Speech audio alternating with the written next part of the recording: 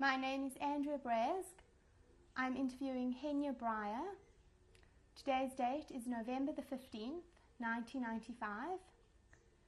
The interview is being conducted in Bloemfontein, South Africa, and the interview is conducted in English. I'm ready. What is your name? Henia Bryer.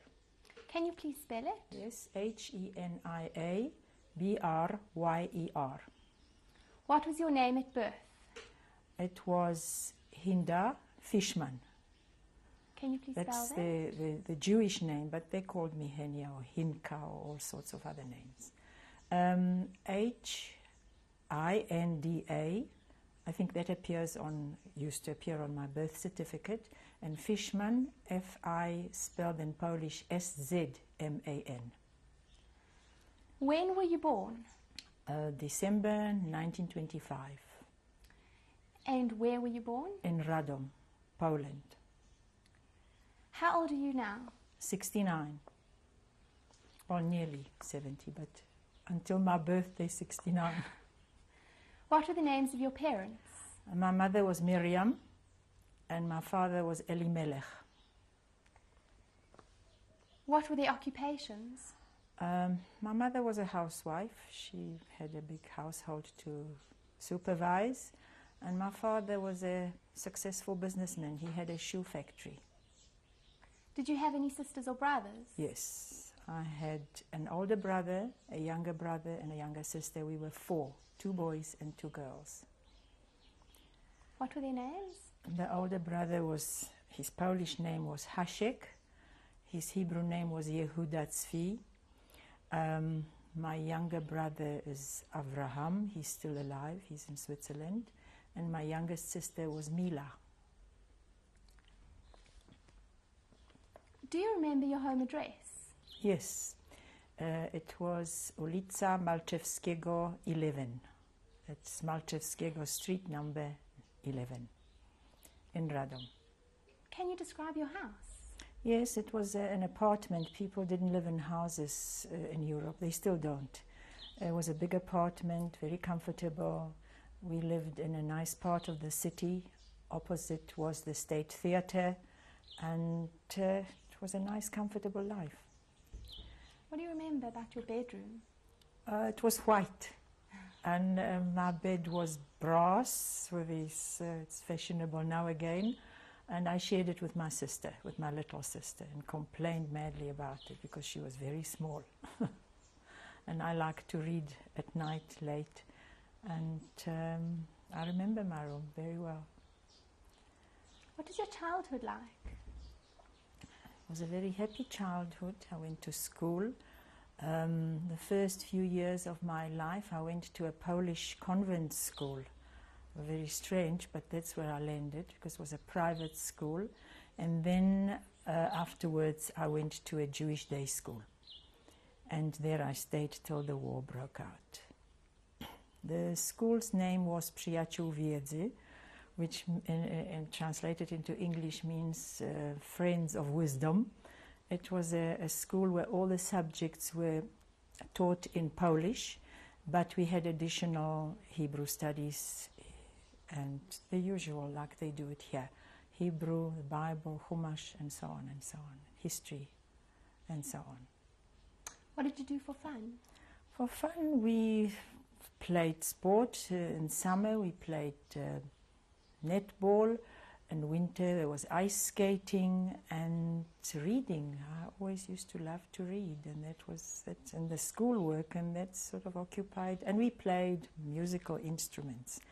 Everybody had to play something. We had a piano, and we took lessons, so that also took some time, the practicing. And life was good. We were comfortable, well off. We went on holidays every summer when the schools closed for over 2 months.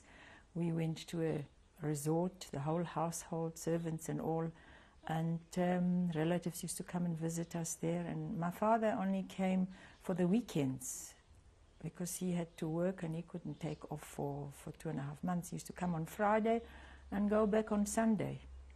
And And that was the life that was before the war. What about grandparents, aunts?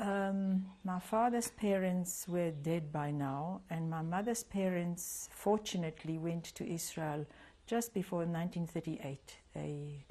They left and they stayed there all the time. We still found them later on. My mother's family, she had 4 brothers and a sister in Israel, and the rest of the family remained in Poland. My father's family was in Poland. He had 2 sisters with their extended families. I don't even know how many there were because one of them lived in a different town. But the one that lived in our town with her husband and 2 children all perished. My mother's older sister also killed in the camps. And half of my family perished in the camps later on. But before the war there was a big family in Poland on the side of my father.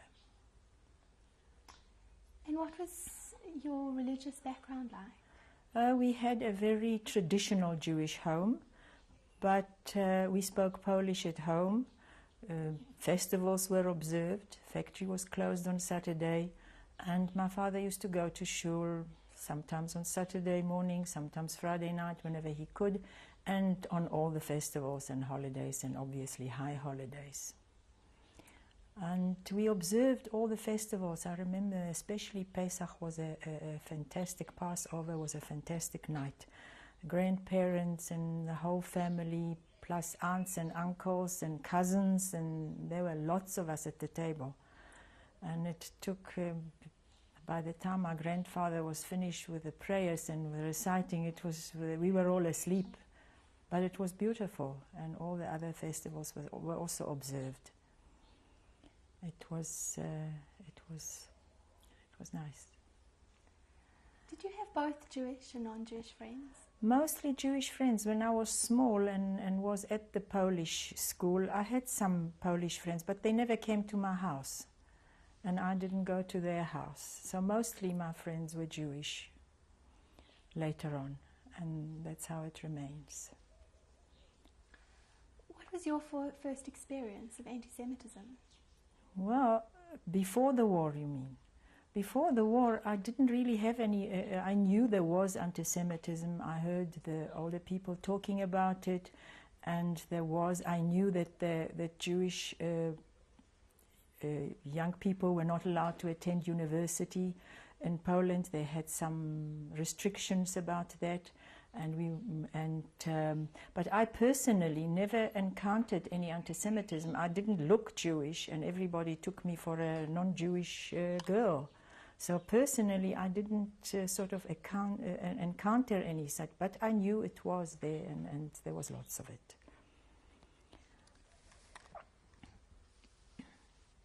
What was your first experience? How did the war begin for you? The war started, we were supposed to be back at school on the 1st of September 1939, but we were on holiday. And we were coming back from holiday to be back in time for school, because at that stage all the children were at school except my older brother, who was physically handicapped. He couldn't walk without an aid. But otherwise he was quite normal, and he always had teachers at home who came to teach him. But the 3 of us were all at school already, and we had to be back in time for school. But there was tremendous panic the few days before the invasion of Poland, and people were rushing home from wherever they were because it was holiday time. And I remember the train trip, lots of people and lots of panic. And I remember being upset because I lost my dog on that train. That was the only concern I had at that stage. And when we came home, it took about 2 days when the bombs started to fall. And for 7 days, the town was bombed. And after a week, the Germans came in, the beginning of September. And they marched in, like in all the other towns. And from that minute on, the life of everyone changed tremendously. Can you explain that further? Yes, I can. First of all, schools were closed. So, but we didn't stop learning, because there were lots of teachers in town without work, and so we had teachers coming to the house. They took us in small groups, and we carried on with schoolwork for as long as we could at the beginning of the occupation, while the Germans were still sorting themselves out and sort of settling in. So that was that. But straight from the beginning, there were different. There was a tremendous change in our lifestyle. First of all, we had to wear the armbands with a Star of David on them, and there were millions of restrictions and decrees coming out every single day. A curfew in the evenings. We're not allowed to get out, to come out of the house, although we were still lucky to be in our own home. Part of it was requisitions by a German officer, and he lived in part of our apartment. The rest we had to share. So it wasn't as comfortable as before, but still we somehow managed. And everybody had to work straight from the beginning. So my father had a shoe factory, and they needed him for the war effort, so he carried on manufacturing shoes, but obviously it was for the Germans now, not for customers, and he didn't get paid either. All the leather that he had and all the stuff was just requisitions, and he had to supply the stuff that they wanted. And we were busy studying whatever we could, but outside it became very ugly. There were roundups, especially they collected all the religious Jews that were wearing these black coats and yarmulkes and looked to them strange. They were beating them, they were arresting them. They were torturing people. We heard of people being arrested for no reason whatsoever. And then there were these awful decrees every couple of weeks, every couple of days. One day there was a decree, we must give up all the silver in the house. So, and our neighbors were very keen on informing on us too in those days. So they knew exactly where the people lived who had such things that they wanted. And they just took it. One day they arrived at the house and they took all our new furniture. They just loaded them on trucks and went away. Then they came and took my piano. I had a concert piano in the house. They took that away. Then there was a decree, we must give up all the furs. Now everybody had furs, it was cold there. So my mother said, no ways is she going to give up her beautiful Astrakhan or Karakul Russian coat. She is not going to give it. And we pleaded with her, because if they found you doing something against the law, you could be killed in a minute. But she was determined she's not going to give her coat. So we spent the whole night cutting up this magnificent coat and burning it in the stove, piece by piece. And in the morning we took all the other coats, we gathered them and we gave them away. That was the story of the fur coat. All terrible things happened, and food rationing. There was the poor people were very in bad condition. There was no food, and if you couldn't sell something on the black market, then really there was very little to eat. We were lucky, I suppose, in a way, because we had lots of things to sell. My mother's jewelry was sold bit by bit. My father had a collection of gold coins, which was sold bit by bit. It lasted till 1944, when we were sent to a concentration camp. We lived on these things. Obviously, they paid very little for it. We got a fraction what it was worth, but at least there was some food in the house till the last minute. And as I said, life was different altogether. Restrictions and different orders and harassment all the time. When was the ghetto actually set up? In Radom, it was comparatively late. It was in 1941. There were two ghettos. Radom, let me tell you a little bit about the town, was an industrial city, And the Jewish population, according to statistics, as far as I can remember, was 30 to 35,000 Jews in town. But during the first 2 years, that swelled to about 40,000 because there were a lot of people coming from other ghettos. There were ghettos already established, and people were coming to Radom thinking they could find work there easier, because if you worked, you had a chance of staying in the ghetto. If you didn't have work, you were just rounded up and sent away to one of the death camps. So there were a lot of, we call them the foreigners, from Lublin, from Lodz, from Krakow, from Warsaw, who came to Radom during the first 2 years of the war. And the places where most of them worked, but that was later on in the ghetto. There were 2 ghettos. The one was in another on the other side of town called Glinice, and there was the second, the big ghetto, was in the old town where we were actually transferred there. They had in Radom a big armament industry. There were factories manufacturing arms and ammunition, and before the war, mostly non-Jewish people worked there. It was, but during the war, when the Germans took over all these factories, they used slave labor. They used the Jews, and they worked very hard. My younger brother actually worked there later on in one of the arms factory. The other industry was tanneries, where they cured hides and make leather, and industries that are connected. There were a lot of like shoe shops, and my father had a shoe factory too.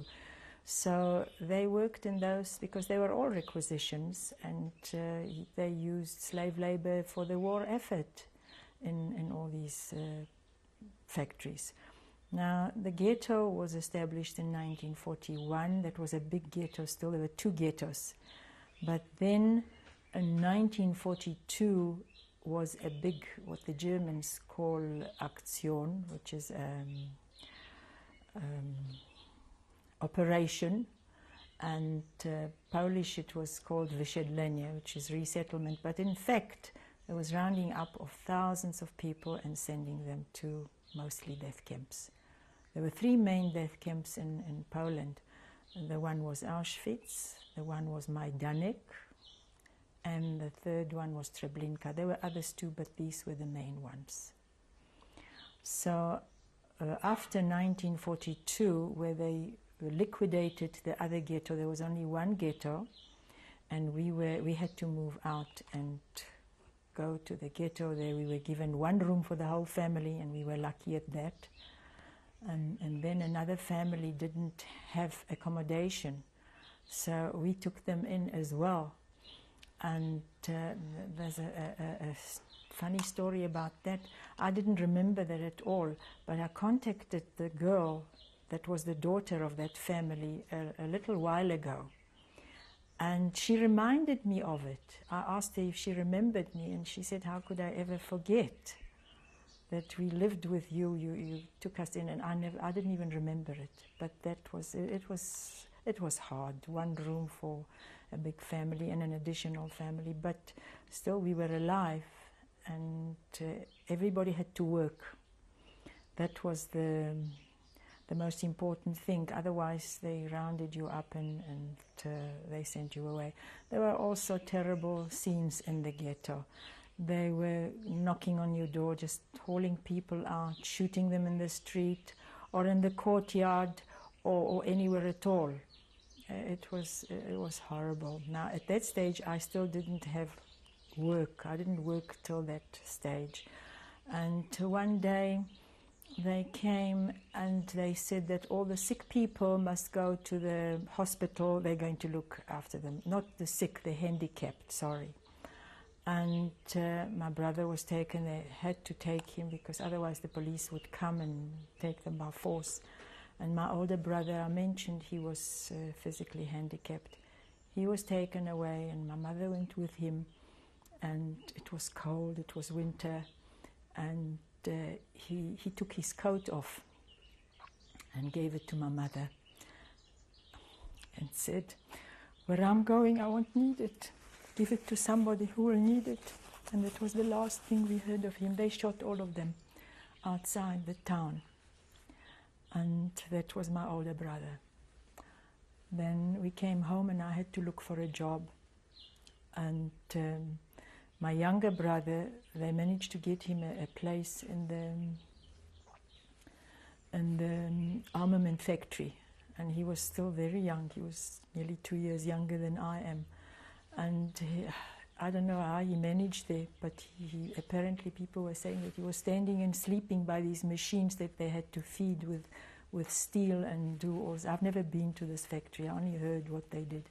But somehow he survived too. But that's a different story. Now I had to look for something to do. My father was working. My mother was working in a workshop where they were sewing something.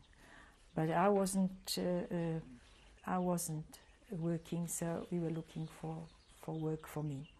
And we heard that there was army supply stores which was outside the town, and they were looking for people who could sew, machine workers. Now I didn't have a clue how to even thread a machine, but I applied for the job because it was one was desperate. And then I said, well, what am I going to do? They're going to put me at a machine and I haven't got a clue how to even thread a machine. What am I going to do? So my mother was a very, very energetic person and she kept the family together all the time. She said, don't worry, we'll teach you tonight. So she got another woman there.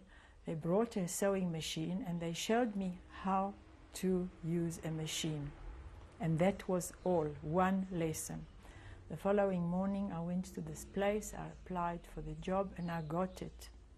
And we had to sleep in this place. We didn't come back home. I was there for quite a few months. Nearly the whole of 40, sort of end of 42 and beginning of 43, I was at that place. It was called AVL, which was Radom-Armee-Verpflegungslager. It was an army supply store. They had different kinds of workshops. They had men and women working there. But the place where I worked was a workshop where we all did sewing on the machine. We actually had to repair uniforms of soldiers that were coming or going to the front, to the Eastern Front. And we had to sew these things. And there was a very cruel man in charge of this workshop. I remember his name. I see him in front of me. His name was Weizmann. And he was very, very cruel. And he demanded perfect work. And if something was just not up to standard, he used to beat the people terribly. And if he took a dislike to somebody, there was a little girl, a friend of mine, who he just disliked. And he used to kick her and beat her for no reason at all. And each time a needle broke, you know, these things were hard and sometimes very, very difficult to sew. Then you got punished for that as well. I don't know how, but I managed. I learned quickly, and the other thing was there was an electric powered machine, and I was taught on a little hand thing. But I think fright and everything else, I managed to do my job. And I stayed there till 1943, the beginning of 1943. No, the middle, perhaps. I can't remember exactly, but I did come back to the ghetto. Eventually, when that place was liquidated, and all the people, they kept the Polish people, but the Jewish people they dismissed, and they were all sent to different camps, and I was sent back to the ghetto. And at that stage, the ghetto was very small. Most of the people were sent away already by 1943, and to different concentration camps, to death camps, and everywhere else. There was just a very small workshop in which both my parents worked, and my little sister was still with them. My younger brother was sent somewhere away, somewhere else. My older brother was already dead. So there were just the four of us left. And they both worked. My little sister didn't work, and I was sent back to work in that workshop where my parents were. So I was given a job, and they had a shirt factory there that they made shirts for the Germans. They had a shoe works, and my father was busy there, and some other workshops. I can't remember exactly what it was, some leather things, but I remember what I was doing. And in charge of that workshop were two men, not from Radom, funnily enough. They were experts. The one had a shirt factory in Lodz, and I remember even their names. They were nice, very lovely people. They were so patient with us, the youngsters that were working there, and showing us everything and helping us, because we really didn't have a clue. And this was a new thing altogether to make shirts, but we didn't sew them. We folded them, and we were helping in that, just so that we were busy. And the one man was Schwarzbart, and the other one was Zuckerman. They were both not from Radom. They were lovely, lovely people. And one evening before we went to our lodgings there was one room for two families at that stage. One of the girls forgot to switch off the iron. And when we came the next morning, the damage wasn't all that great, but there was damage. The board was burnt and the iron was burnt out, and the Germans, the SS, came in, and they took these two lovely men, they took them down into the courtyard, and they shot them in front of all of us. It was horrible. This was the first time I've seen something like that happen. Really, it was terrible. And that was an everyday occurrence. That was it. So you were telling me about the Radom ghetto. Yes. I'm trying to remember some more incidents. There is one that comes to mind. What about the medical facilities there? There was a hospital. Jewish doctors were working in it, and they had very limited supplies, but whatever they could, they did. And that was that. I've never been, luckily, to this hospital, because a lot of people died. Obviously, there were not enough medicines and not enough supplies, but there was a kind of a hospital.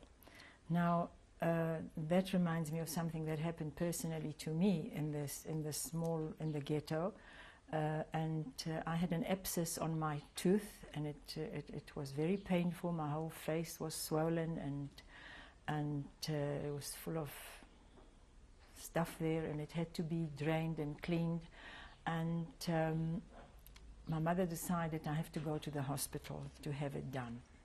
So we were going to the hospital the following morning, and she asked my uncle, who was still alive there, to come and help her with me, because I had high temperature and my whole face was enormously swollen, and she asked him to come with me to the hospital.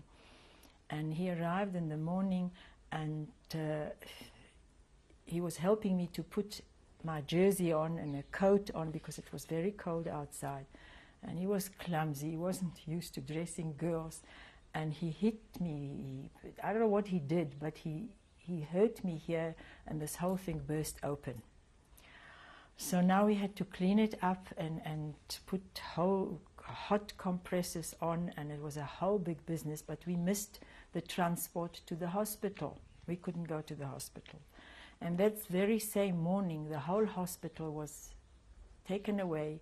The sick patients were shot dead, and everybody else was sent to camps. So it was, I suppose it was a lucky break for me, because I never got there. If I would have gotten there, I think my mother and I would have been either shot or sent away that very day. So that was the first escape I had. Another incident in the ghetto, one day they come, the SS come, and they announce everyone who has family in Palestine must register. There is a train going to Italy, and from there they're going to join their relatives in Palestine. So there was great joy and jubilation among the people, They still believed them. That was the funny thing. They thought, you know, maybe, hoping. And they registered, and some wonderful families, whole families came to register. We didn't. Our whole family was in Palestine. But we didn't. I don't know why my parents decided, we wait and see what's happening here. And this whole lot of people were taken out of town and shot dead. Just like that. All of them. So that was the other second escape we had, because we did really have family in Palestine, but we didn't say anything. My mother and father decided, we're not going to go. And people were trying to get on the list, trying to bribe officials and paying fortunes to get on that list. And they were all killed, all of them. So this was the ghetto experiences. Did you ever have contact with the outside world? Very little at that stage. When I was in that place where I worked, we did have contact because the Polish people used to come in, and they were telling us what's happening in the world. But they were very vague about what's happening to the Jews. They didn't know. We knew that they were sent to concentration camps. We knew that they were being sent somewhere else, but we never imagined in our wildest dreams that they were systematically gassed and killed like they were.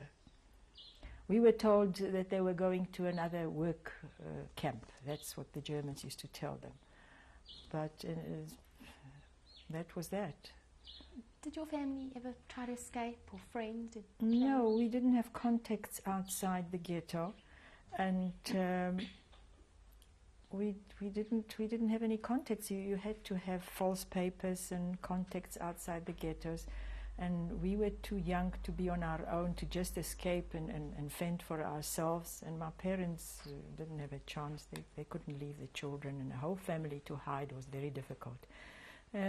Quite a number of young people, but older than I, did escape, and they lived in the Polish quarter. Some of them survived, some didn't. A lot were caught and shot. But at least they tried to escape. We didn't. We stayed till the bitter end. And the last small ghetto was liquidated in March 1944. And where did you go? Then came, everything happened at the crack of dawn. It was still pitch dark, it was cold. There was snow outside. Polish winters were very harsh in those days. I believe the climate has changed now, but in those days it was very cold. It was covered with snow and ice, and it was pitch dark when they came to round us up. And there were not too many left. I'm not sure about the numbers, but I have an idea about 300, more or less. I'm not sure.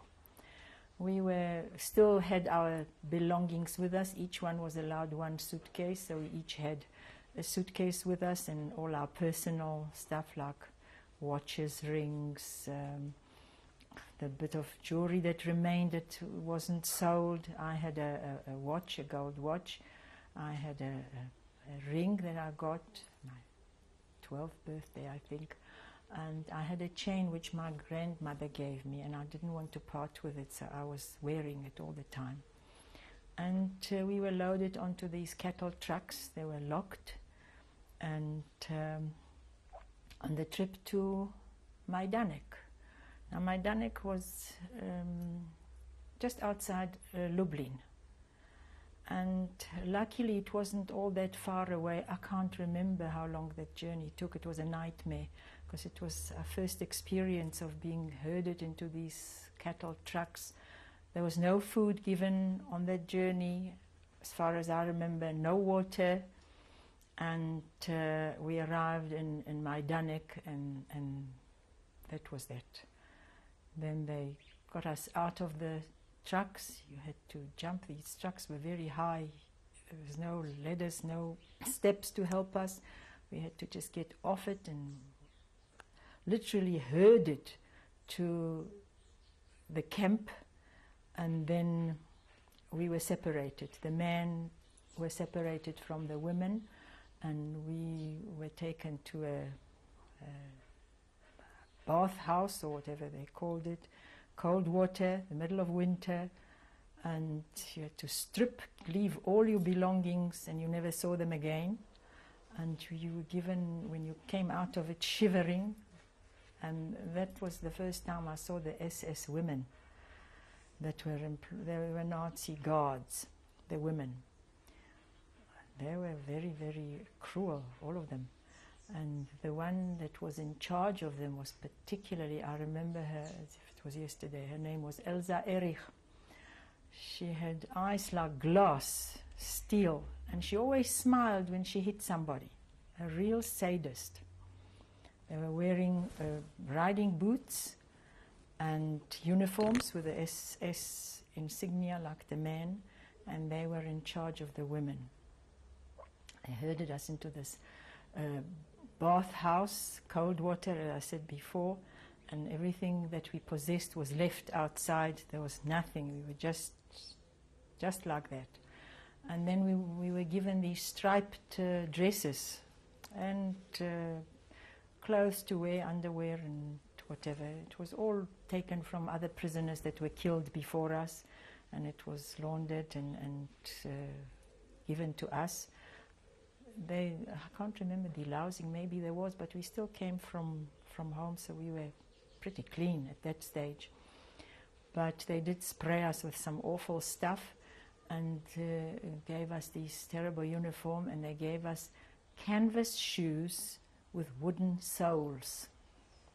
Now that was a disaster because the snow used to stick to it and you couldn't walk. So it was murder. But that was it. And we were taken to a barrack, all of us, all the women and children. There were still children. My younger sister was there and some other women with children were there. And the barracks were not too bad. They were wooden, I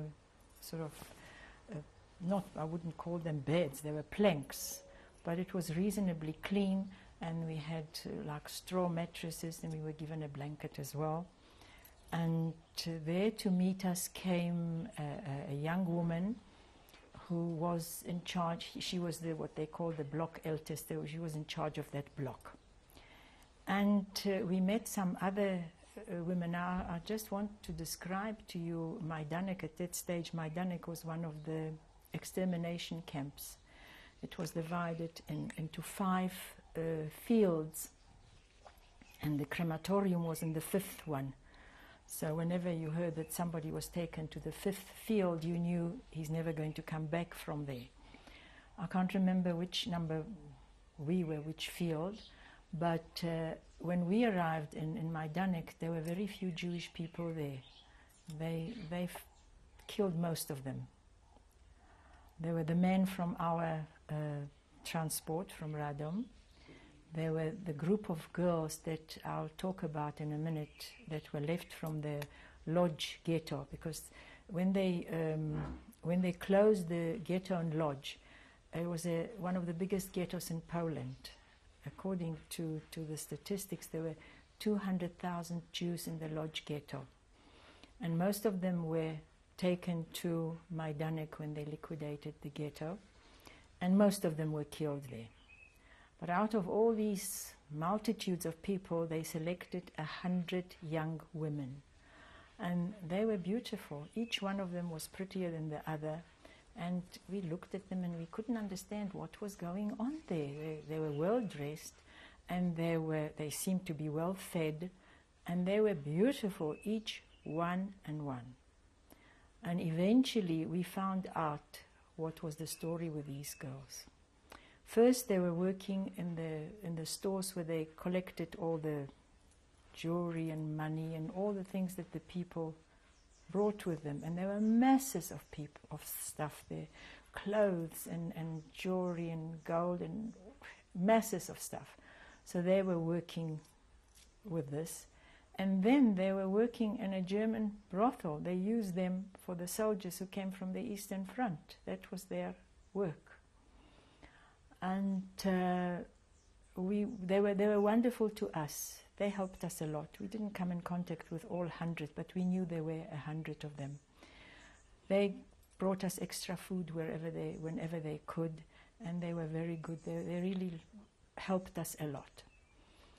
But the conditions in the camp and what was going on there was just something horrific.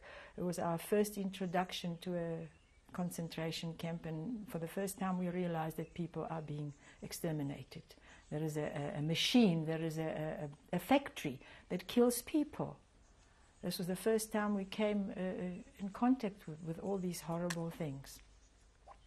There were a lot of Russian civilian women there from the villages, very simple women, and their lot was very miserable.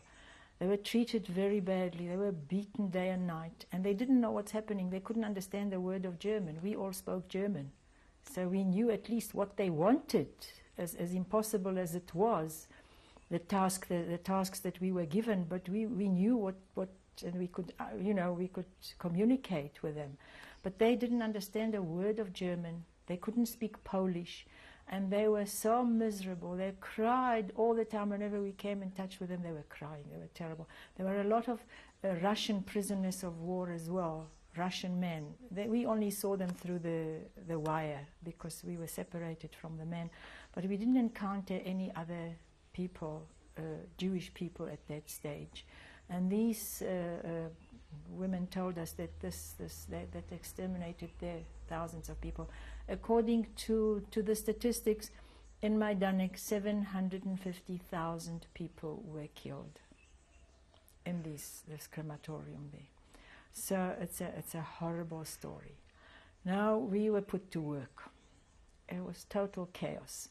The first work I remember, they brought us into a big, tremendous, like a hall, but it was outside. It only had a roof. It didn't have walls or anything like that. And it was cold. And they told us to sort out millions of shoes. There were piles of it. It was impossible to sort them out. And while you were trying to do that, they screamed and they beat us and they shouted. And it was just it was an impossible task. We tried to do the best we could. So that was the first few days of our introduction to this first concentration camp. And then I was chosen for another job. They had a basket weaving workshop there, and where we had to make baskets for the bombs. They were like a cylinder. Each basket was the size of a bomb, I suppose. It was a cylinder that big, and we had to weave these things with reeds, and the conditions were also terrible, and we were divided. The Germans divided everything into 110, and groups of tens and groups of hundreds, like the ancient Romans.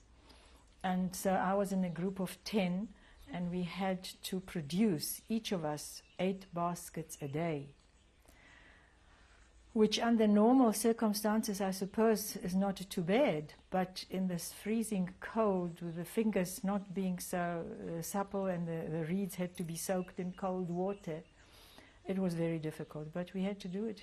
Otherwise, there were punishments and all sorts of things. And but I must say, we did help each other. Now, the older people couldn't do all that much. So whatever extra we could do, we helped each other so that the quota should be done. And this was the work that I did while I was in Majdanek all the time there. We were only there for 6 weeks. It was long enough, believe me, but 6 weeks because they were folding up the camp as well. The Russians were advancing. It was already spring 1945, March. And they were assembling the crematorium. We could see that there is no smoke coming anymore from there. And before they sent us away, they sent the 100 young women away. And they came to say goodbye, and they were so happy because they reasoned that if they wanted to kill them, they would have killed them here and there. They have the facilities. So if they're sending them away, it means it's a good sign. They're sending them to another concentration camp. But it wasn't a good sign. They sent them to Auschwitz, and all 100 went straight to the gas chambers. We found that out a few days later when we arrived in Auschwitz, because there were people who worked there, and they told us, those beauties from Majdanek, they were all sent to the gas chambers. So they were happy for no reason at all. They didn't survive. And this is this very, very sad story. And we were sent from Majdanek, we were sent to Płaszów. Who was with you in Majdanek? In Majdanek, my mom, my dad, and my younger sister. Now they were sent to Auschwitz straight away, those 100 girls, and we were sent to Płaszów. When we came later to Auschwitz, we were told about what happened to them, but in the meantime, we were sent to Płaszów. And we were still 4 of us. My mother, my little sister, my father, and I. And there we arrived 6 weeks later. That was March, April, probably the end of April. And it was a big, big camp. And it was very well depicted in this film, Schindler's List. But I think it was a bit toned down still. There was a Jewish couple whom the Germans appointed to be in charge of the prisoners. They were walking around there and giving orders. Besides that were the SS men, the guards, the man guards, the commandant was the cruelest man I've ever met, and the SS women, the Aufseherins, they called them, which means supervisor, but they were not really supervisors, they were soldiers. They were wearing uniforms, and the woman that was in charge was the same woman that was in Majdanek. They all were transferred to Płaszów. At the same time as we came, they came as well, these women SS. And it was, most of the people there we didn't know, because they were people from Krakow, most of them, and we were like foreigners there. We came from a different town, we didn't know many people, and they put us to work, all of them. All of us were put to work. Obviously, when you come in, it's the usual routine, the selection, the feeble and elderly to the left, the ones who remain alive to the right, stripped again of everything and given other striped uniforms. By that time, we didn't have any possessions, we didn't have anything, we just changed into other striped uniforms. And we were sent into barracks. They were more crowded, they were not as comfortable, the rations were meager, but there were still some rations, and we were put to work. What were the sanitary facilities like? There were places, there were no hot water, no luxury at all, but you could wash, and they had these primitive latrines, you know, with hundreds of rows of these wooden things and so on, very primitive, but they were still there. And it was difficult, but if you're used to it, you kept yourself clean as much as you could, obviously.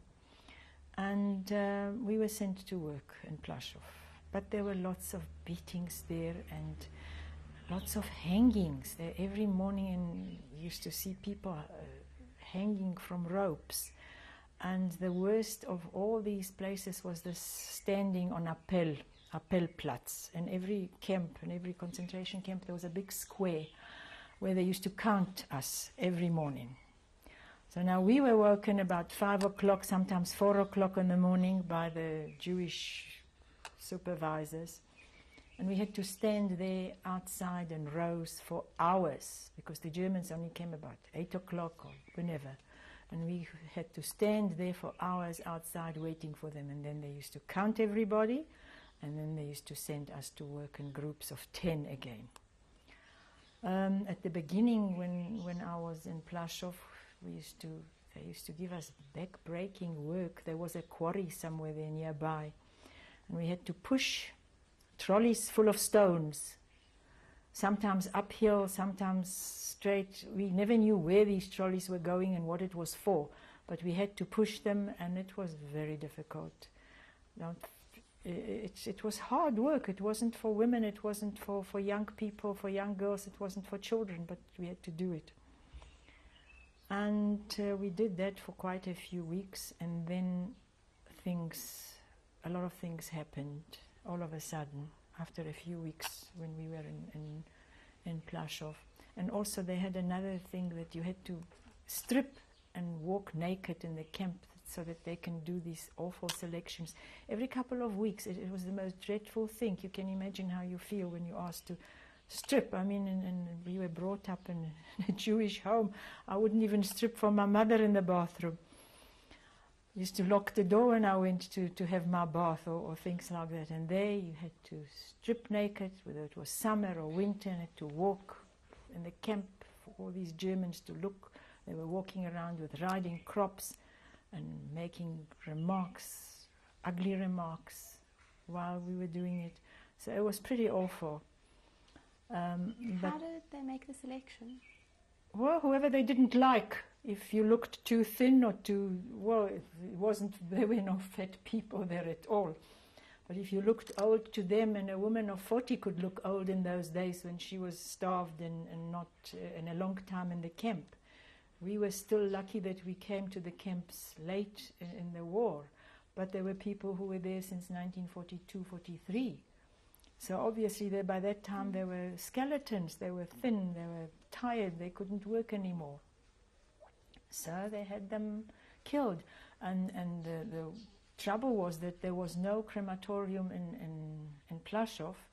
They used to shoot everybody or hang everybody and then burn their bodies on a hill nearby.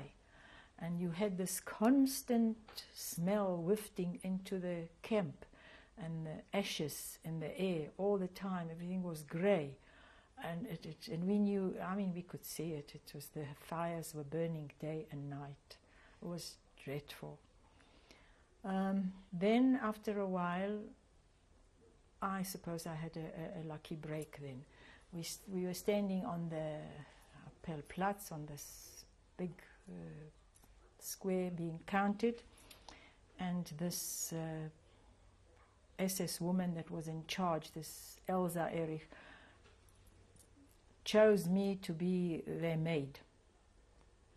She asked me to come out, and she looked me over like I was a piece of merchandise, and she said, I must report now and work as a maid for the SS women. But before that happened, I lost my family. My mother was sent to another camp from Płaszów a few weeks after we arrived there. My father was killed by the guards. He was just beaten to death a few weeks after we arrived there. And my little sister was still there, but she was kept in a separate block with all the children, and I couldn't see her. I could see her perhaps once a week on a Sunday when we didn't work. Then I could go and see her there, but otherwise they were isolated. The children were all the children were in a special block. Now, the Jewish couple who was in charge of you, Yes. were they cruel? They were not nice people, but they chose, whoever would do a job like that wasn't a nice person. Because I had a cousin in the ghetto, a young man who was chosen to be a policeman in the ghetto. And he did go because, it was something to do. And once, as I said, once you had a job, you were safe for the time being. You weren't sort of sent away. So he worked as a policeman, but he was a very, very nice, kind young man. And the first time they asked him to go and arrest Jews, he says, don't be silly, I'm not going to do that. So they said, you have to, this is your job. And he said, no ways am I going to do that. Here is your hat, here is your band, and I'm finished with the job. And he was sent out with the next transport and killed. So can you tell me what else happened in Płaszów? Well, as I told you before, I lost all the members of my family. I lost contact with them in any case. My father, as I mentioned before, was killed by the guards. He was beaten. My mother was sent to another camp. And my little sister was sent away with all the children. And one morning they were rounded up and they were sent away to Auschwitz, to the gas chambers. Now, if you remember in the film Schindler's List, there was a scene where they were putting all the children onto that truck, but they concentrated obviously on the children that belonged to the people that worked for Schindler. The rest of the children were put onto that truck, and it was a mad scene when that truck left, because we were all standing on the square. Everybody was being counted, and they had loudspeakers with German music playing, lively tunes all the time. All the mothers were screaming and crying, and there the children were being led away in that truck. And by that time we knew that they didn't stand a chance, that this was the last time we were going to see them. And my little sister was on that truck. They all went straight to Auschwitz, and they were all sent to the gas chambers. And after that I was chosen to work for the SS women and as their maid. Now that was also an experience. They lived in a house. There were 5 of them, I think. There was this the same one that was in Majdanek, this Elsa Erich. She was in charge. She was the officer. Then there was another one who was in charge of the women SS. Her name was Weber. And she was, excuse me, she was also in charge of me. She told me what to do. And there were another couple. She was an older woman. She wasn't, the others were all young. There were 5 of them living there in this house, and my job was to clean that whole house and do whatever they needed to be done. Now, I've never done this sort of work in my life. I didn't know where to start, and I didn't know where to end. And they probably were never used to having servants in the house either, because they demanded the most impossible jobs. For example, they had their like shaggy carpets there. They were made out of natural wool, I think sheepskins or something like that. And they insisted they must be washed every day. I mean, every person who knows would know that this is nonsense, but they insisted it's got to be washed every day. And in every room there was a carpet, and then there was always an enormous dish of dirty dishes that I had to wash in the morning. And the first few mornings I just thought, they're going to shoot me because I'll never be able to do all this work. And water was not available from the tap. You had to take it from a well, which was in a courtyard there, and that was outside of the camp. It wasn't in the camp. It was in the village in Płaszów, where they requisitioned houses, and they lived there.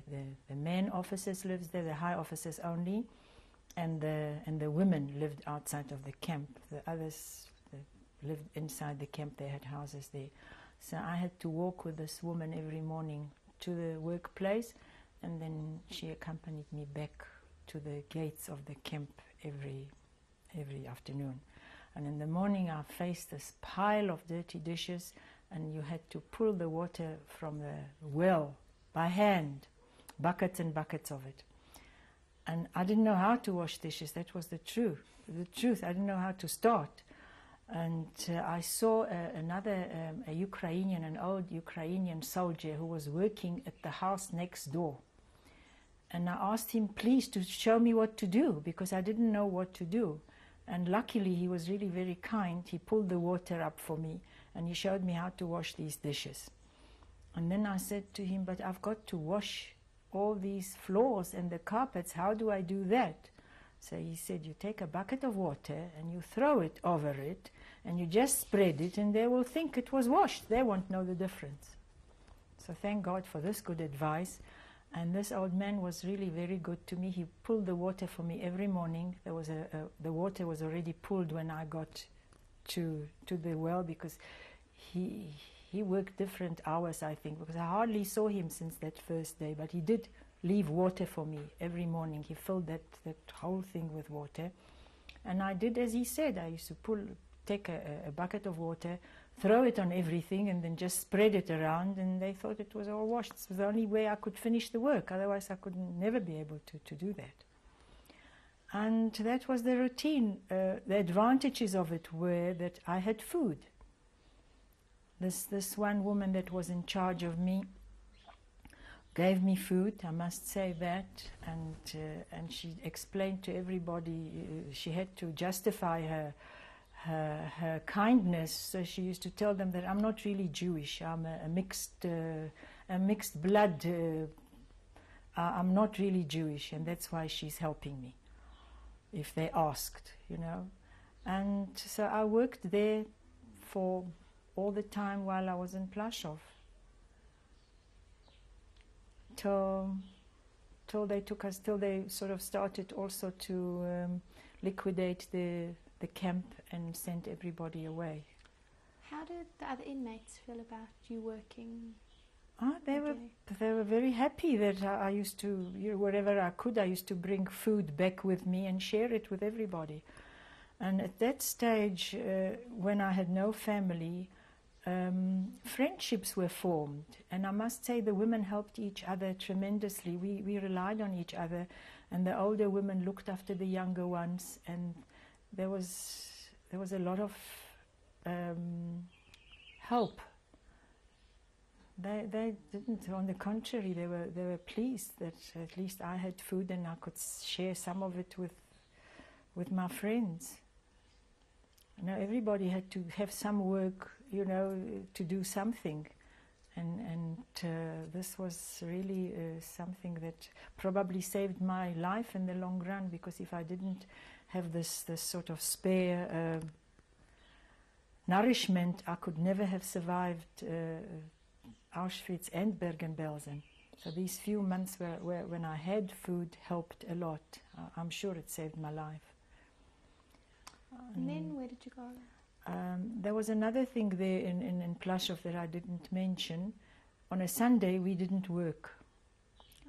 And so they had all sorts of things for us, surprises. They used to always catch, and they used to amuse themselves, the guards. Shoot people, kill people, hit people. It was the only day where we could wash our clothes and get cleaned and clean the barracks and so on. And they used to catch people for blood transfusions. They needed blood for the wounded on the Russian front. So they used to catch prisoners. They used to go into the barracks, whoever was there, haul them out, take a lot of blood, and with no nourishment or very little of it, it was a death sentence.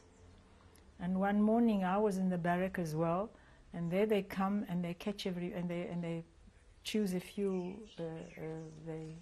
They came to take for blood, and we knew who they were because they were from the medical. They wore this medical insignias, and we knew that when they came to take blood.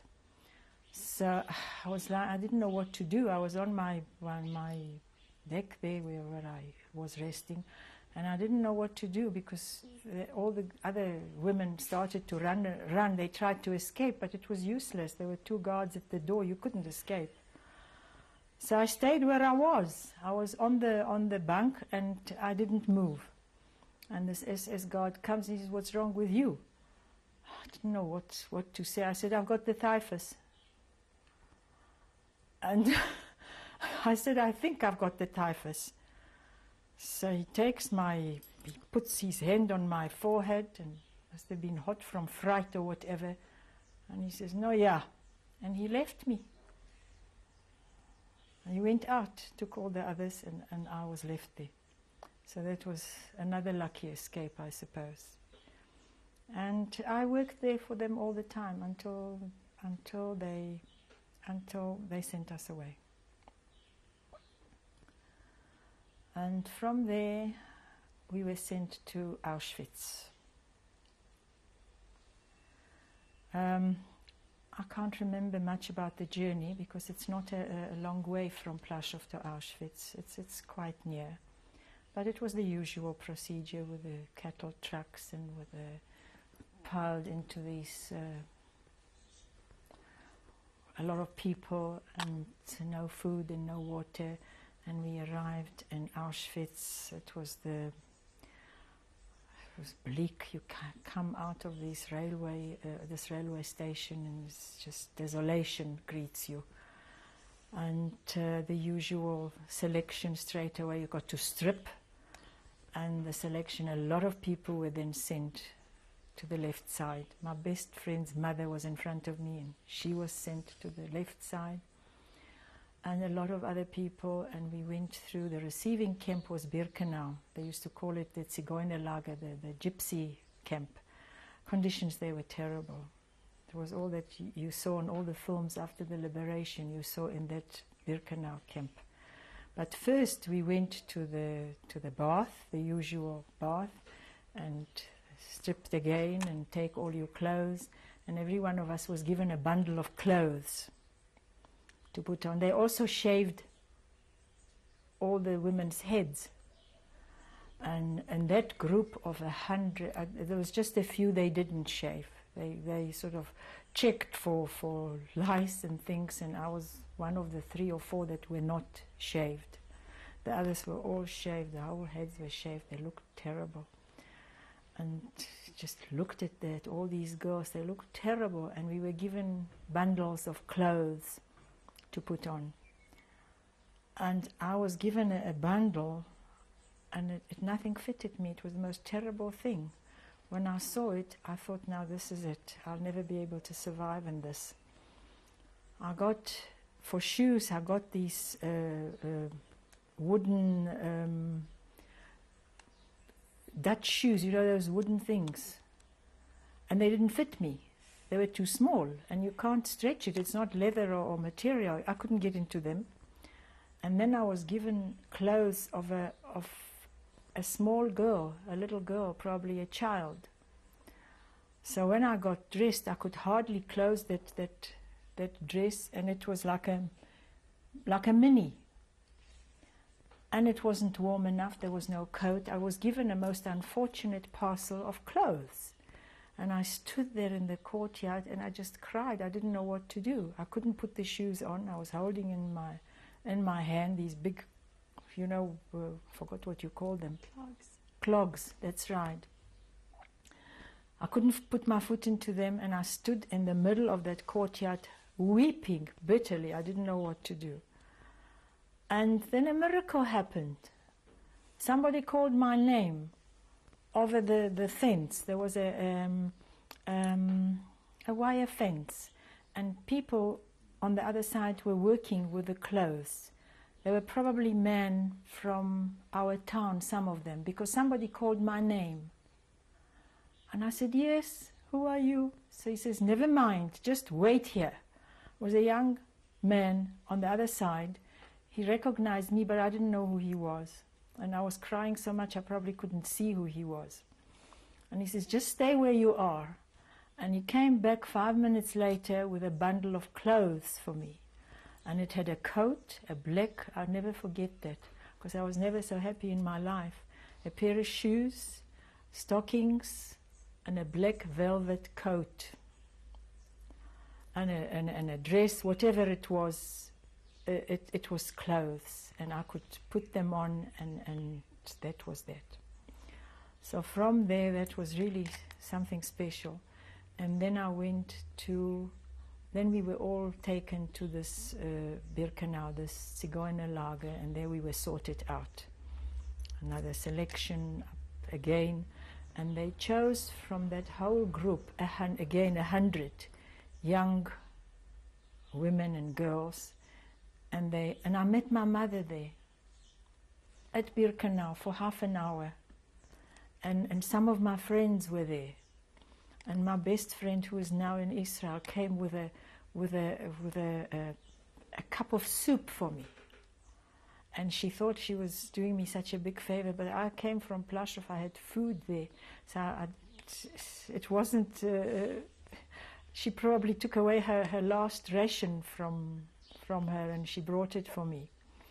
And I met my mother there, but only very briefly, and they stayed in that camp, and I was chosen with the other 100, among the 100, to another camp in Auschwitz, which was called the Musterlager. Now the Musterlager, Muster is an example, it was like a showpiece for if in a case a Red Cross delegation would come. I never saw one, but they said they used to come there before because they kept prisoners of war and German prisoners there as well.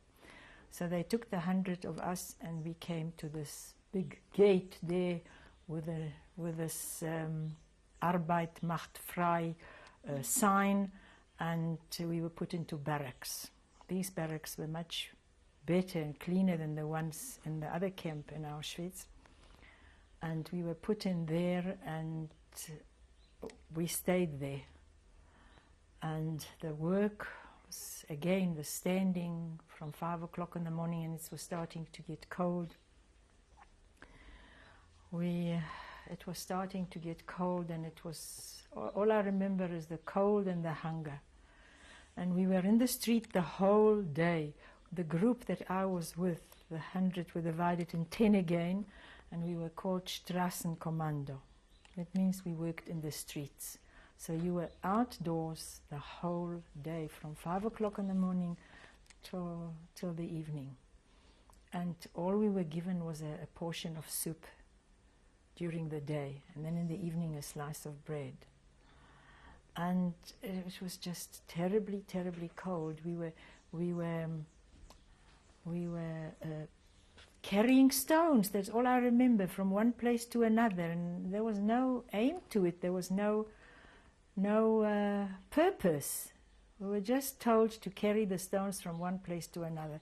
But we did get to see the camp around. And I also forgot to mention that at when we arrived in Auschwitz, Mengele did the selection. He was there. And they used to call him the angel of death, the prisoners. And he did the choosing, the pointing to the left and to the right. We came in contact with a lot of strange people. There were German prisoners there as well. They were the Bible Forsches. They had a different color of triangle. I think it was a lilac one. And they were the murderers and real, prisoners that they, instead of keeping them in prisons, they sent them into the concentration camps. And one of them was our overseer, this Kapo. He was in charge of these different groups of 10, and he was boasting how many people he killed before the war and while he was in a real criminal. But he wasn't too bad to us, because he was in prison, I suppose, a long time, and he was in charge of this group. But what we did, I really don't know what we did there. We just carried stone, and we were outside, and all I remember is this terrible cold and the hunger. It was hard, and we walked aimlessly, and we were sort of told to carry these things from one place to another. And one day we passed the block where they used to do the medical experiments, and I saw a girl in the window that I knew, and I shouted to her, I said to her, "You're lucky you're indoors." So she shouted back, she says, "Don't be jealous what they do to us here." That's all she managed to say. She says, "Don't be jealous." And that was that. And then later on we found out about all these horrible experiments that they were doing on these prisoners. And that was the Auschwitz story. Nothing much changed. This long hours standing, being counted in the cold winter, and always lack of food. But did you get a number? Yes, I did get. That was done immediately after arrival. And do you want to see it? How was it? letters. The prisoners did the numbers, and by the time we arrived there, they were so skilled. As you can see, it's very well done, that number. The letters are neat. And how did they do that? with a needle. It wasn't electric or anything like that. They dipped it into ink and they just pricked you with a needle. It was quite painful, but it was the least of our worries at that stage. Have you got it? Can I put my arm down now?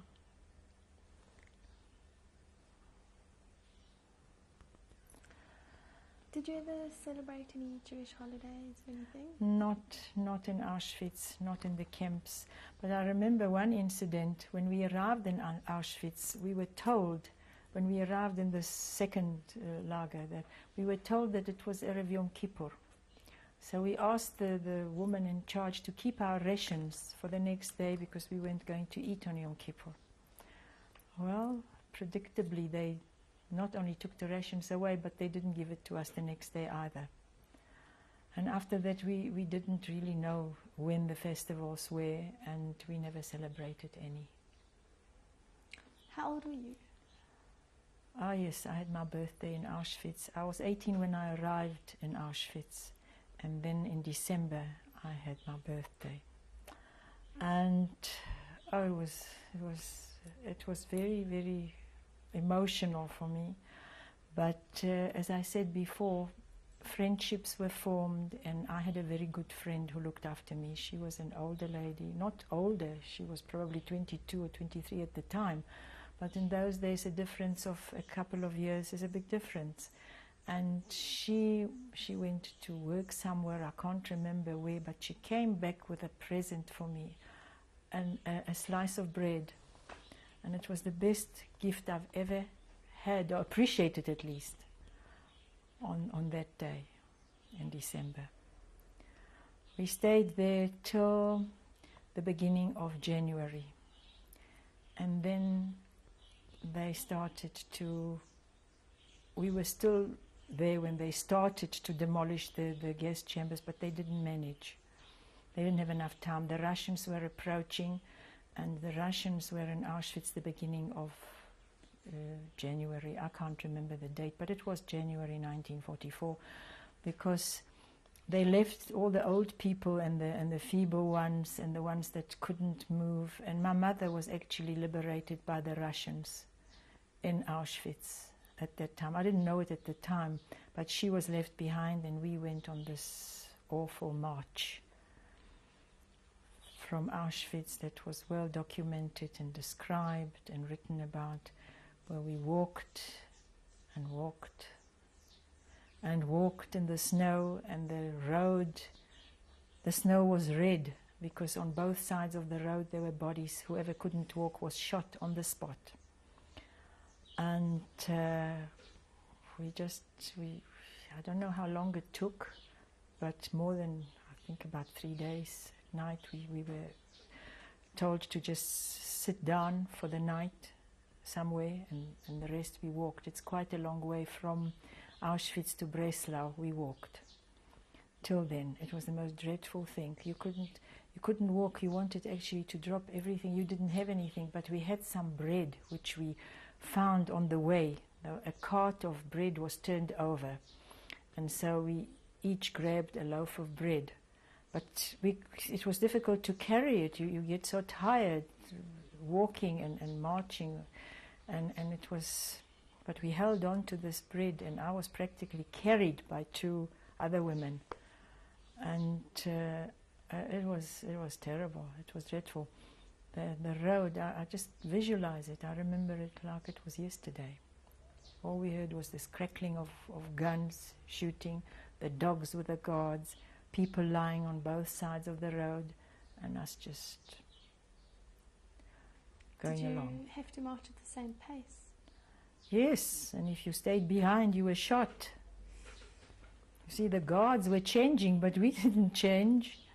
They had relief. Every couple of hours, others came with dogs, and others took over, but we didn't have a break.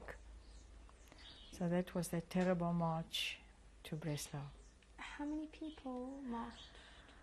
I don't know, it was a long, long column, and by the time we got there, I suppose half of them were probably killed on the way. I don't know if anybody escaped during that march.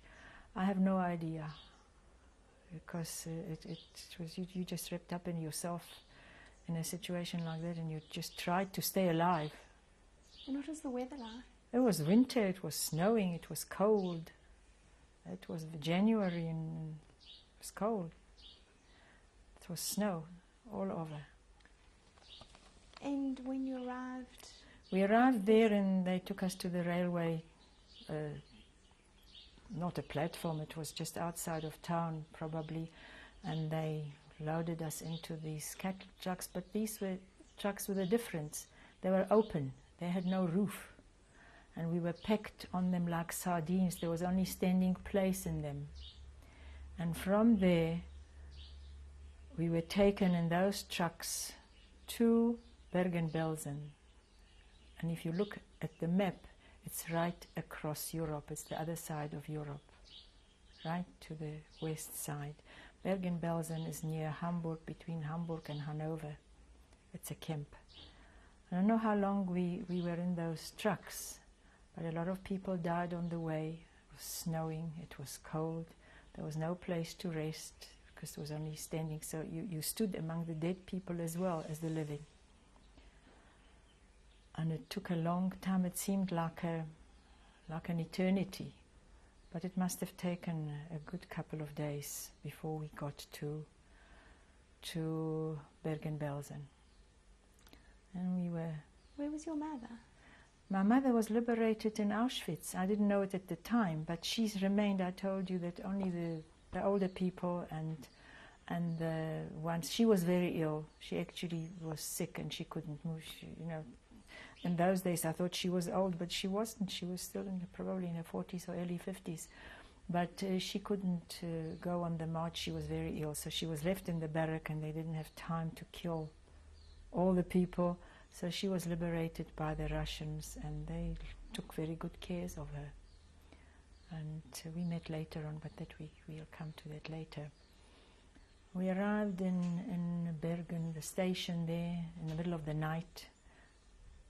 We were taken off from we were told to jump from these trucks, these wagons, and we had to still walk a long way to the camp. We walked through the forest. It was pitch dark. It was snowing. The forest was beautiful, covered with snow, and just thinking, we saw lights from houses, from homes far away, and one couldn't help thinking, God, these people are lucky. What did I do to deserve this? Why am I here? And lots of people are in their homes, warm and comfortable, with food, with everything, and we are marching here in a forest and don't know where we're going and what awaits at the end of this. Did those people know what was going on? You mentioned you were on your way to Bergen-Belsen. Yes, we were walking through the forest and it was night and we were walking what seemed to be a long time, and we arrived at the gates of the camp early in the morning. And what greeted us there was a scene of total desolation. It was like one of those futuristic horror movies where everything is burnt out and burnt. There is nothing to see really, only heaps of corpses of dead people. And this was the picture that greeted us when we arrived in Bergen-Belsen. We were taken straight to barracks. There was no bath there, no selection, nothing. We were taken to the barracks and packed in the barracks. In the barracks there was no bunk, there was nothing, there was no blankets, it was just the floor. And we somehow landed with people we didn't know. That's my friend and I. There were a few people from my town, but I don't know how we got lost, perhaps during the journey, and there were a lot of Hungarian women that came from Hungary. There were a lot of other people whom we didn't know. But anyway, they packed us there into these blocks. There were big, enormous blocks, and I remember that in the block that I was in, there were 700 women. To start with, there was only standing place. There was no place to lie down or to rest or to do anything at all. And conditions there were just appalling. There was no food, very little of it. There was nothing to do either. We just stood in the morning for hours and hours to be counted on the Appellplatz. And it was still very cold. This is a northern part of Europe. It was January. It was very cold, snow, and the conditions were just too terrible. We got very meager rations. There was soup boiled with cabbage that was, you couldn't even look at it. It was so terrible. But I suppose one had to eat it because otherwise you had nothing and you died. And really people died. People died there. They were just dropping like flies. And every now and then they used to carry them out and just leave them outside. And that was it. And one night my boots were stolen. I don't know who took them. Somebody took them. I probably took them off and put them under my head, because as the people were dying, so there was more place in the barrack. You could actually eventually lie down on the floor, bare floor. And so I had to stand in the snow, bare feet, for hours and hours and hours. And the whole time that I was there, it's just like I was and I was also sick with typhus. So that was, it's like a dream, like a bad dream. I remember scenes and then I don't remember. I was desperately ill, and I remember my friend used to take snow from outside and bring it to me to drink because there was nothing else. She used to melt the snow, and that was I was drinking, because you burnt up with fever, and it was just, this was the worst of the lot, and thousands and thousands of people died there. There was just nothing to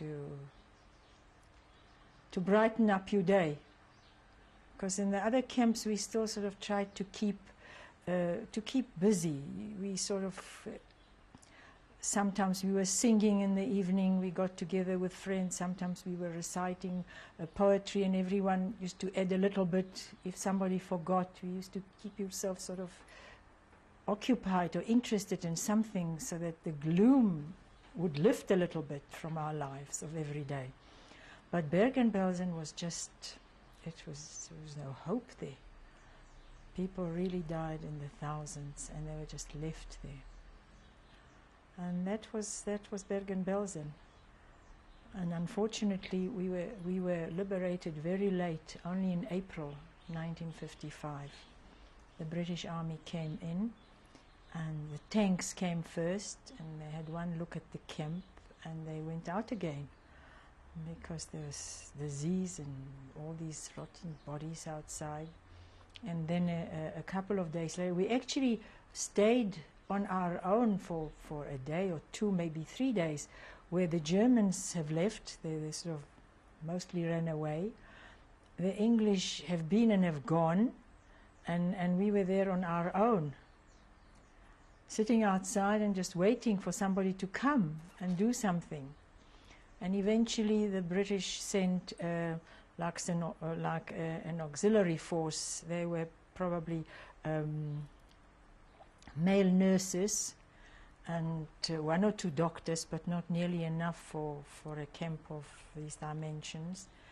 And they brought food, which was of course the wrong food, because people were starving, and they brought this British rations that they gave the soldiers, a lot of fat food, and people used to get dysentery and died. A lot of people died actually after the liberation, a lot of them.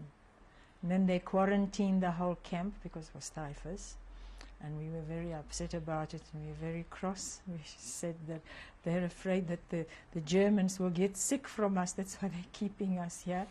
But they kept us still in the camp, and I couldn't move in any case. I was very ill, and my feet were in a terrible state. They were swollen and a lot of pain. They were severe frostbite. And so we stayed there in Bergen-Belsen. Still after the liberation, I stayed for about 2 or 3 months at least, till the middle of summer.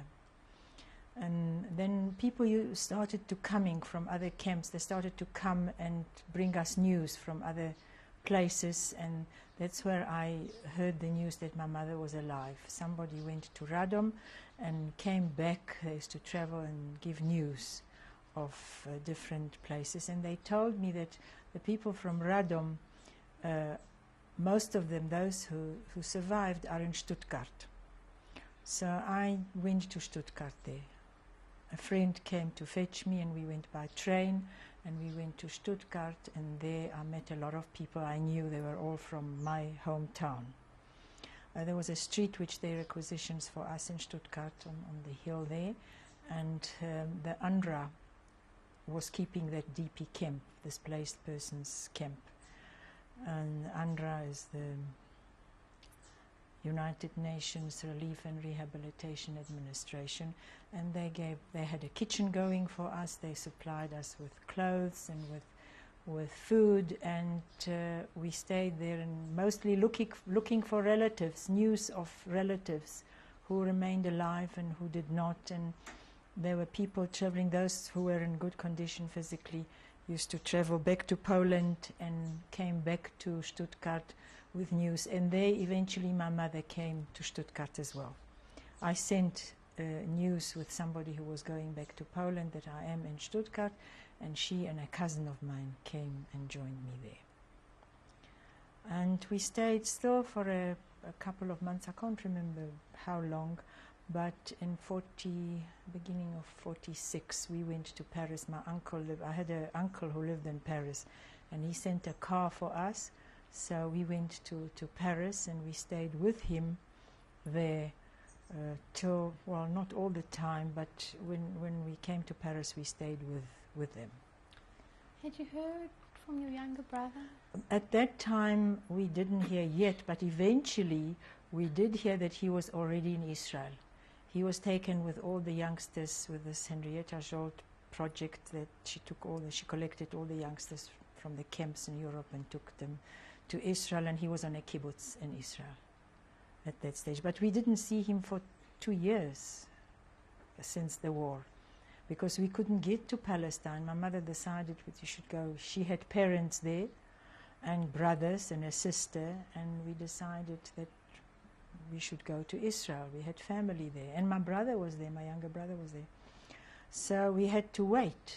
So in the meantime, we were in Paris, and then I was sent, but I went to school there. I went every day in the evening for 4 hours, and then I went for a couple of months to a special, like a colony for all the children of the French people who were deported.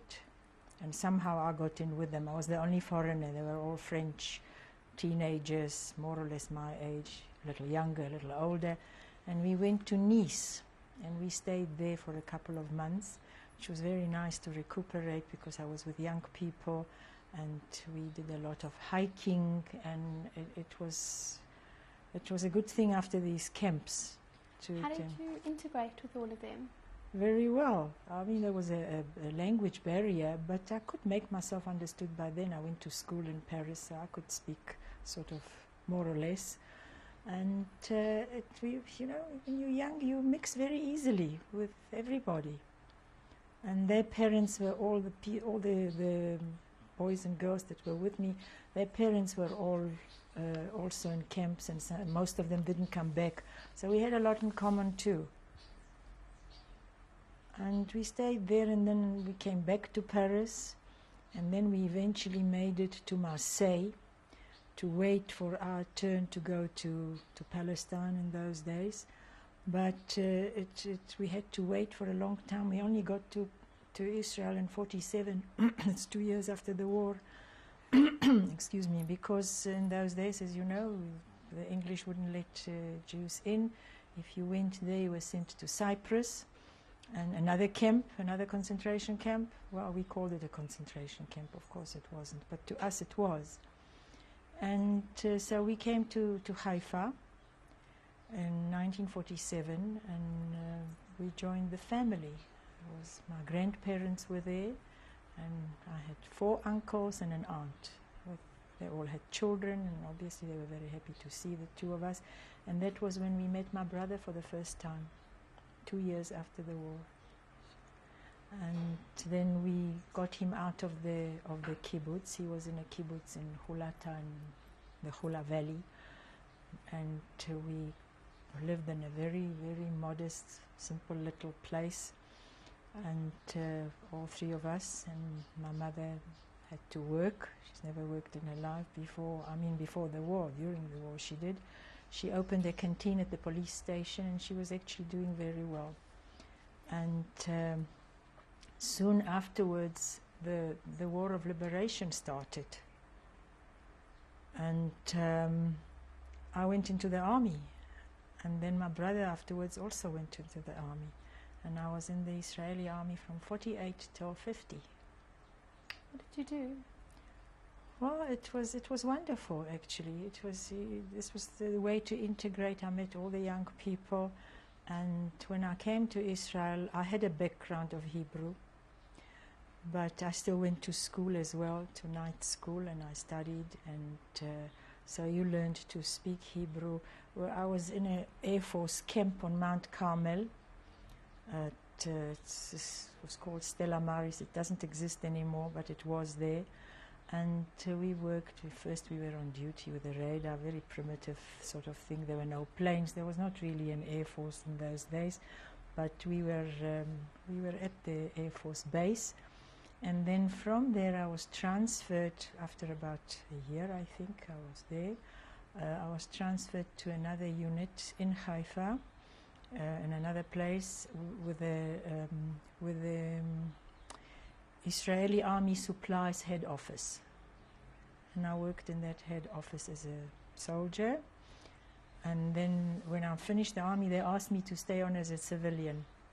It was very interesting, nice work. We had to work out all the rations for all the units, for all the army units and Navy and Air Force. We knew exactly where everybody was, so it was quite, a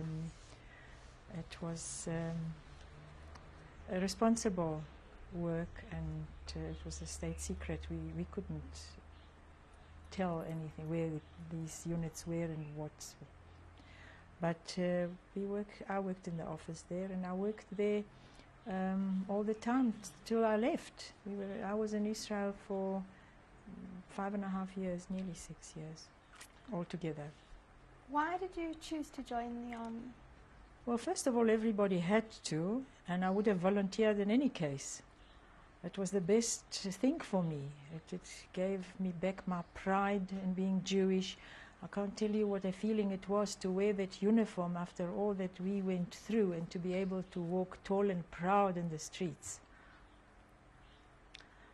And when we marched in that first anniversary of the Jewish state, we marched in that parade, and we all cried.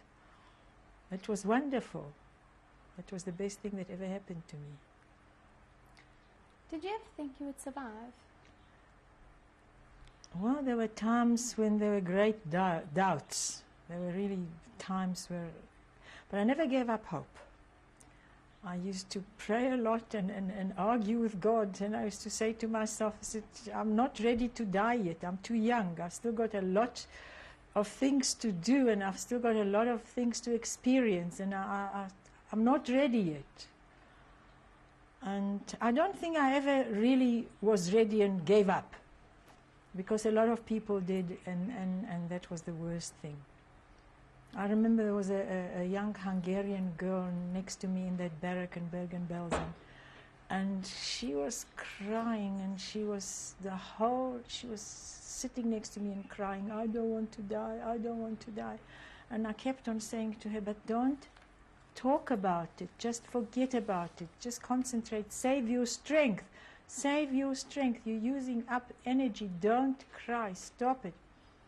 She went on the whole night, and she died that morning. And when and where did you marry? Well, we married in Israel. I met Morris in Israel. He came for a trip. He had, funnily enough, he had relatives that were connected with my family. A cousin of mine in Israel married a Bryer, who was a distant relation of Morris's father. And that's how we met. I came to visit her and he went to visit her. And we met there and then we started going out, and Morris actually stayed in Israel. He got a job because I wasn't ready to leave my family and come to South Africa, and I wasn't sure about it. Eventually we got married and we came to South Africa for 1 year. That was the condition. Well, it stretched to what it seems like forever. And I've been in Bloemfontein ever since. 1952 we got married, and a few months later we came to Bloemfontein. And what happened to your mother? My mother stayed on in brother? Israel, and my brother stayed on in Israel. And they lived there. My brother finished the technicon there. He's an architect. And my mother lived there, but we saw each other every year. She either came to visit us here or I came to her, and we usually spent 2 or 3 months together. And then at the end, when she was too old to live on her own, then I brought her here, and she passed away here 8 years ago. You mentioned in the beginning how your grandparents were in Israel. Yes. Did you ever meet up with them? Yes, they were still there when we came. They were very, very religious people. My grandfather was a very, very religious man, and he made a special prayer over us, and he couldn't believe when he saw us. He said he wouldn't let us come near him until he said the special prayer, and it was quite a reunion. You can imagine. I also met relatives that I never knew. All my mother's brothers left Poland, I think, before I was born, and I didn't know them. But they were all very good, and they all, took the place of my father. I had 4 fathers there. Everybody was giving me advice, and everybody was trying to look after me, all my uncles. And it was great. Israel was wonderful. I would never have left if I didn't get married to a South African. And did you have children? Yes, I have 2 sons, and they're both in Cape Town. What are their names? Alan is the older one, and Dan is the younger one. They're both married. They each have 2 children, a boy and a girl each. And as you can guess, my grandchildren are the light of my life. Now, how did you relate the Holocaust, or how did you deal with it towards your children? I don't know whether I was right or wrong, but I didn't talk about it much. If I was asked, I answered, but I didn't, maybe, I don't know if it was the right thing to do or the wrong thing to do, but I read a lot about children of survivors who were affected very badly by their parents' experience. There were 2nd and 3rd generation Holocaust syndromes they were writing about. And I didn't want this to affect my children in any way. Look, they're well-informed, grown-up people today, and obviously they know what happened. But children tend to be very protective about their parents, and I didn't want them to feel that they should treat me differently because I went through all these things, and I didn't want to treat them differently. I spoke to children of some of my friends, and they were affected by it. They were told every time that they wouldn't finish a meal, that, you have to eat it because, we were starving, that sort of thing. And I don't know, everybody tries and does their best, but I didn't talk much about it, I must be honest. And where do you stand religiously today? The same as before. Not very observant, I must say, but very traditional. We observe all the festivals. We go to shul whenever we can, and as you know, I'm a Hebrew teacher, so it's part of my job to hold up the practice. Is there any message you'd like to give the world? Tell them? Who am I to give messages to the world? I'm happy that I survived, that I could in my own way, deal with the problems that arose afterwards. And I only hope that these things never ever happen again. That's the message.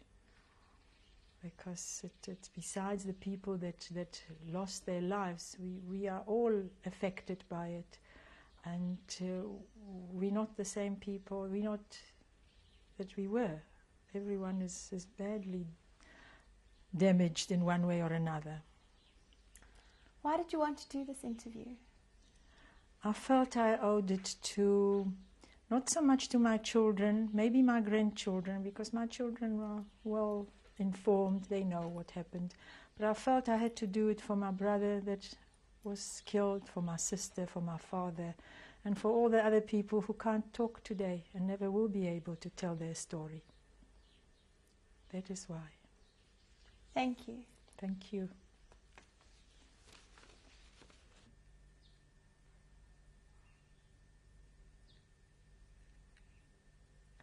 Okay, who's in the picture? These are my parents, my mother and my father, just before they got married.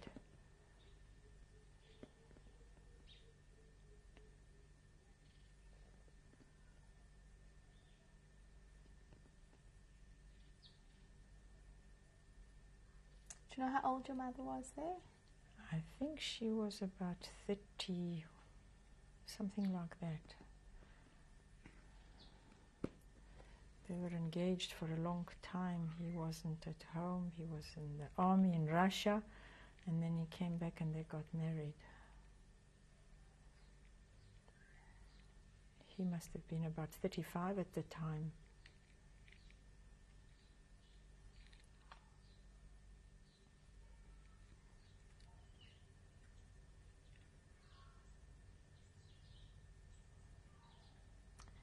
Okay, can you tell us about this picture? Yes, so that's my mother with the 4 children.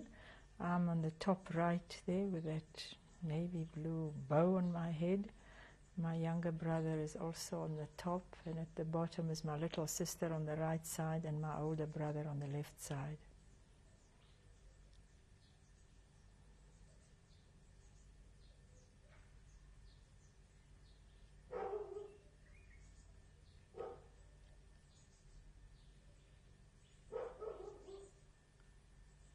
That was taken before the war. I'm not sure, I must have been 9 or 10 at the time, maybe less.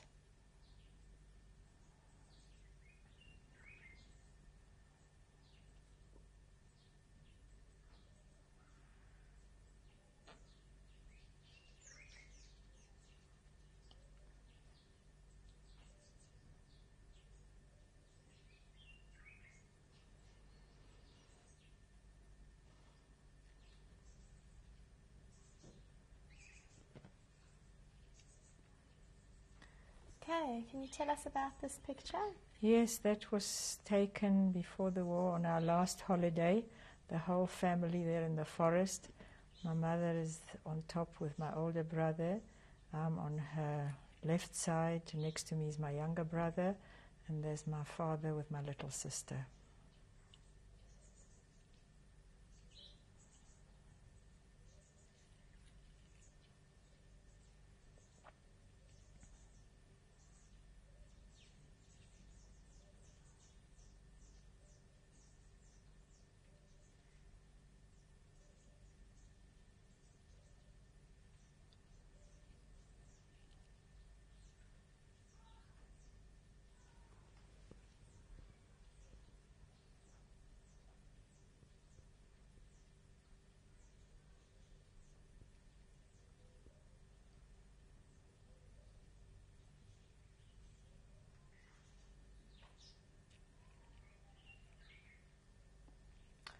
Who is in this picture and when was it taken? That was taken after the war, my mother and I in Paris when we arrived there.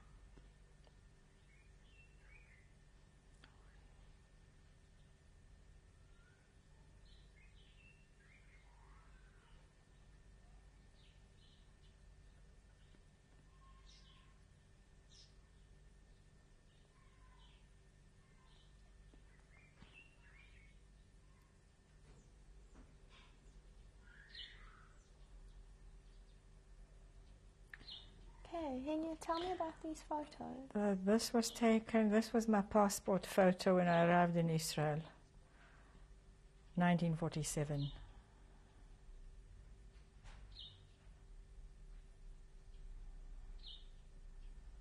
False papers, but we got in anyway.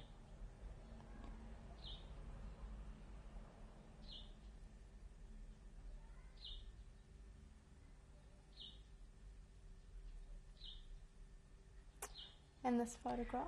That one, that's the army girl, 1948, Israeli army. It's not in focus.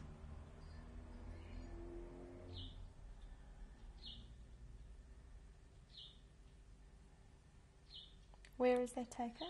It was taken in the backyard of where we lived there. I came home for Saturday or day or something. What about this medal? These are the badges, my badge from the army and the ribbon for being in the army during the War of Liberation. What does this mean to you? It means a lot. That's why I kept it all this time. I'm very proud of it.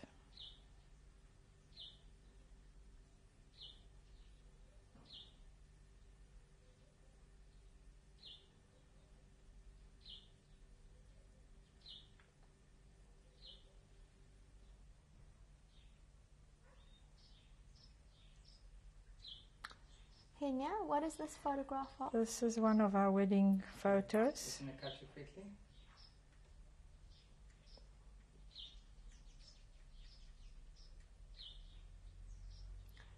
Henia, what is this photograph of? That's one of our wedding pictures. There's Morris, my mother, myself, and Morris's father, who came from South Africa for the wedding in Israel, 1952.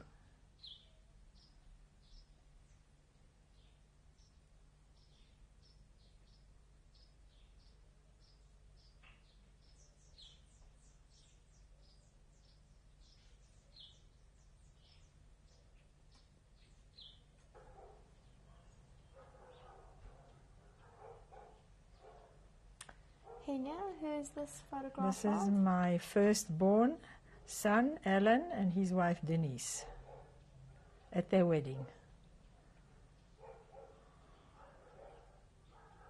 Where do they live now? They live in Cape Town, and the wedding was also in Cape Town.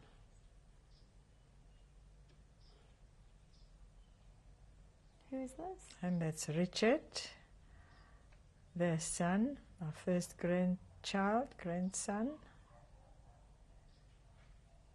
How old is he now? He's 8 now.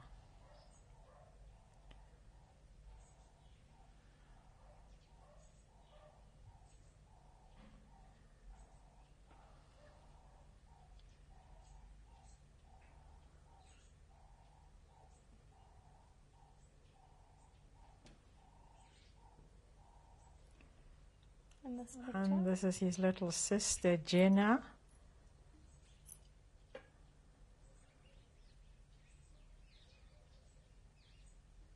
She's about 1.5 years now.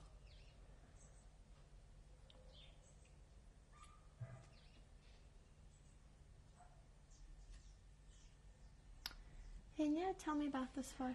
That's a wedding picture of my younger son, Dan, and his wife, Rebecca. Where do they live now? They also live in Cape Town.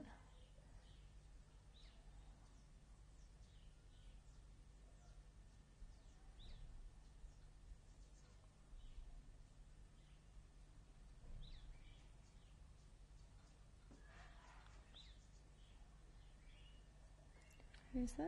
And that's Gregory, the little boy, who is now 4.5. Was taken a little while ago. In this photo? And that's Megan, his little sister, and she's nearly 2. This is my husband, Morris. We were married in Israel in 1952, and we came to South Africa a few months later, and we lived in Bloemfontein ever since. We're still here. Up until I met my wife in 1951, I was never emotionally involved in the Holocaust. To me it was a tragic event which had taken place in a distant country, and only when we met and my wife confided in me and told me of her past tragic life that I became emotionally involved. It is when one hears the personal experience of an individual that one gets involved in the whole tragic circumstances. Since after that I became more interested in reading about the Holocaust and become involved in it until we came to South Africa, which also was a traumatic experience for my wife, not knowing the language and being in a strange country, not knowing anybody. It was a trying time. She had vivid nightmares of the Holocaust, and it was terrifying to hear her scream at night, waking up, and in which I had to wake her up cautiously from a terrible nightmare. However, over the past 50 years, she can now look dispassionately on it all, and discuss the circumstances with virtually anybody now. And I think the record now of what transpired is a wonderful thing that is being preserved for all time.